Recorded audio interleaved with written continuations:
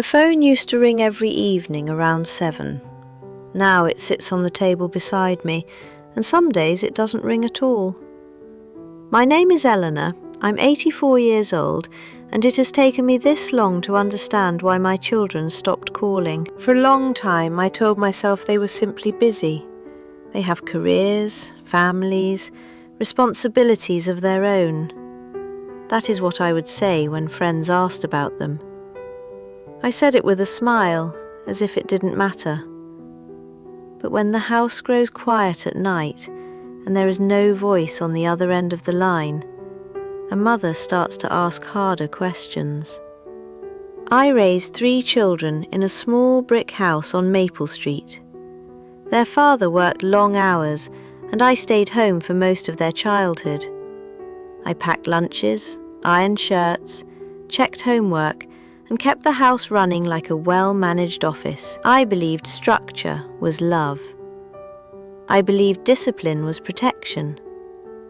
I believed that if I shaped them carefully enough, the world would not be able to hurt them. I was not an unkind mother. At least, I never thought I was. I attended every school play and parent meeting. I cooked their favourite meals on birthdays. I sat up late sewing costumes and finishing science fair boards. I gave them what I never had growing up: stability and order and clear expectations. What I did not give them, though I didn't see it at the time, was much room to disappoint me. I had standards, not impossible ones, but firm ones. Good grades were expected. Politeness was mandatory. Effort was assumed. When they brought home a report card with mostly A's and 1 B, I would circle the B and ask what happened. I thought I was encouraging them to aim higher. I thought I was preparing them for a competitive world. I did not notice the way their shoulders tightened when they handed me those envelopes. As they grew older, my advice grew sharper. When my oldest son chose a career path that felt uncertain to me, I told him so. Repeatedly. I reminded him of the sacrifices we had made. I asked if he had truly thought it through. I believed I was being responsible. I believed a mother's job was to prevent mistakes before they happened. My daughter once told me, gently, that I didn't always sound supportive. I remember laughing it off and saying, "You'll thank me one day." I truly believed that. I believed love sometimes needed to be firm, even uncomfortable. The phone calls began to space out in their 30s. At first it was subtle. Instead of every Sunday, it became every other Sunday. Then it became quick check-ins between errands. I would use that time to ask questions, practical questions. Had they scheduled their doctor appointments? Were they saving enough? Was the new house in a good neighbourhood? Did they think that was the right school for the children? I thought I was showing interest. I thought I was staying involved. What I didn't hear was how little space I left for them to simply talk. There is one memory that returns to me often. My middle son called to share news about a business idea he was excited about. He spoke quickly, full of energy, describing plans and possibilities. I listened, and when he finished, I began listing the risks. I asked about market stability and financial backing. I suggested he reconsider. The excitement drained from his voice while I was still talking. At the end of the call, he said, "Thanks, Mum." But it sounded smaller than when he had started. At the time, I felt relieved. I thought I had grounded him. I thought I had saved him from disappointment. Now I wonder if all I saved him from was the desire to share things with me. I can see now that my love often arrived disguised as correction. If they told me about a conflict at work, I pointed out how they might have handled it better. If they mentioned feeling overwhelmed, I reminded them how much harder things had been in my day. If they expressed doubt, I offered solutions instead of comfort.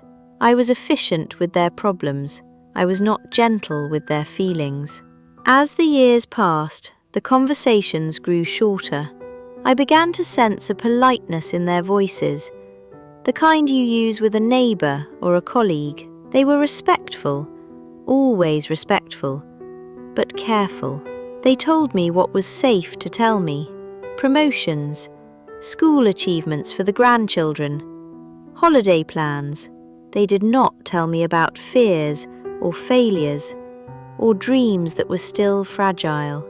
I blamed the times. I blamed technology. I blamed the pace of modern life. It never occurred to me that they might feel tired after speaking to me. The realization came slowly, not in one dramatic moment. It came through silence. A birthday that passed with only a brief message.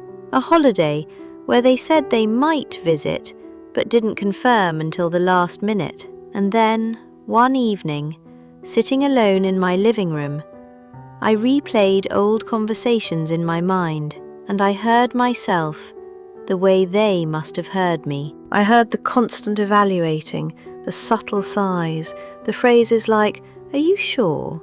and "in my opinion," and "you might want to rethink that." I heard how rarely I had said, "I'm proud of you," without attaching something to it.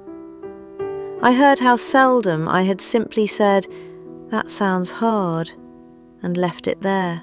I thought I was building strong adults. I may have built cautious ones instead. At 84, I finally understand that children do not stop calling because they are ungrateful. They stop calling when every conversation feels like a test they might fail. They stop calling when they cannot relax into who they are without feeling measured. They stop calling when love feels conditional, even if no condition was ever spoken out loud.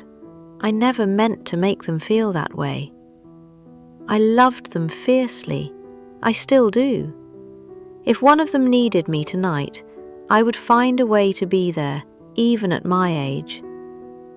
But love, I see now, is not only about sacrifice and guidance.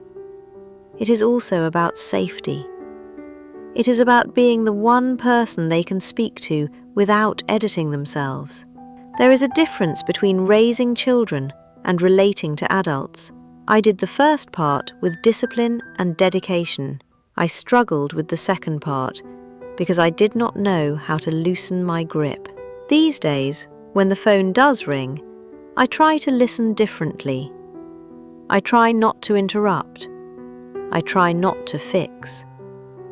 When my daughter tells me she is tired, I say, "That sounds exhausting." And I let the silence sit without filling it with advice. When my son mentions a new plan, I ask what excites him about it before I mention any risks. It feels unfamiliar, like learning a new language at the end of a long life. I do not know if the calls will ever return to what they once were. Some habits, once formed, are hard to undo. But I know this. If I had understood earlier that my role was not to shape every outcome, but to steady the ground beneath them, I might be hearing their voices more often now. If you are younger than I am and still receive those calls, consider what your children feel when they hang up. Do they feel supported or evaluated? Do they feel lighter or slightly diminished? Sometimes the distance we fear in old age is built quietly in the years when we think we are doing everything right. I sit beside the phone most evenings, not with resentment anymore, but with reflection. And when it rings, I answer not as a supervisor or a strategist, but simply as their mother. I wish I had understood sooner that sometimes the most loving thing you can say is nothing at all. Just a steady voice on the other end of the line that lets someone be exactly who they are.